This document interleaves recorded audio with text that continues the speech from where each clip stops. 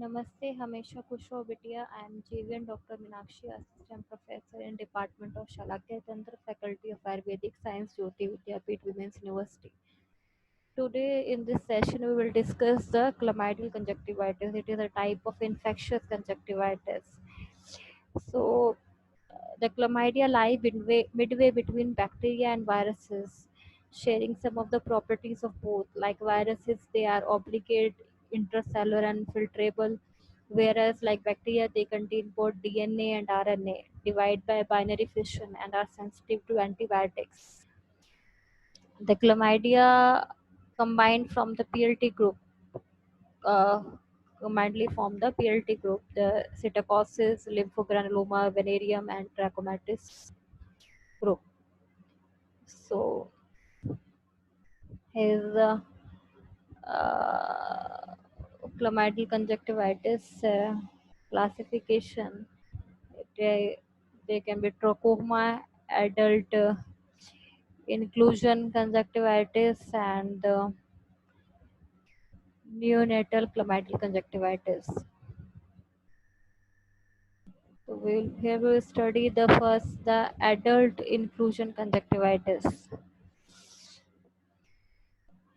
It is the acute follicular conjunctivitis. Trachoma we will discuss in a separate session. So it is one of the Egyptian ophthalmia. It is a chronic keratoconjunctivitis.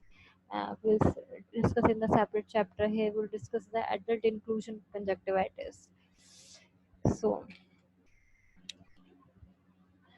it is a type of acute follicular conjunctivitis associated with mucopollulant discharge. It usually affects the sexually active young adults. Then the etiology of the adult inclusion conjunctivitis. The inclusion conjunctivitis is caused by the serotypes D to K of the chlamydia trachomatis. The primary source of infection is urethritis in males and cervicitis in females. The transmission of infection may occur to eyes either through contaminated fingers or more commonly through contaminated water of swimming pool. Hence, the name swimming pool conjunctivitis is also given to this disease. Then the incubation period of the disease is 4 to 12 days, and the symptoms are similar to acute mucopollulant conjunctivitis, and these are ocular discomfort, foreign body sensation, mild photophobia, and mucopollulant discharge from the eyes. Then the signs of inclusion conjunctivitis are conjunctival hyperemia, more marked in the fornices, acute follicular hypertrophy predominantly of lower palpebral conjunctiva, superficial keratitis in upper half of cornea, sometimes superior micropanus may also occur. Then preauricular lymphadenopathy is a usual finding. Then we have the clinical course. The disease runs a benign course and often evolves into the chronic follicular conjunctivitis, and differential diagnosis may be made from other causes of acute follicular conjunctivitis. Then we have the treatment plan. The treatment is and another topical therapy. It consists of the tetracycline 1% eye ointment 4 times a day for 6 weeks.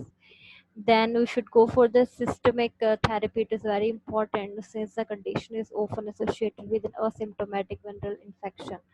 Commonly employed antibiotics are tetracycline 250 milligram 4 times a day for 3 to 4 weeks, and erythromycin 250 milligram 4 times a day for 3 to 4 weeks only when the tetracycline is contraindicated, for example in pregnant and lactating females.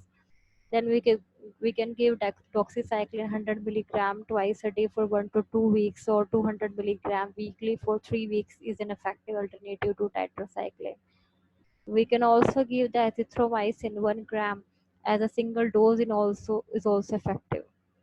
And then if we discuss about the prophylaxis, the improvement in personal hygiene and regular chlorination of the swimming pool water will definitely decrease the spread of disease. The patient's sexual partner should be examined and treated. So this was all about the adult inclusion conjunctivitis.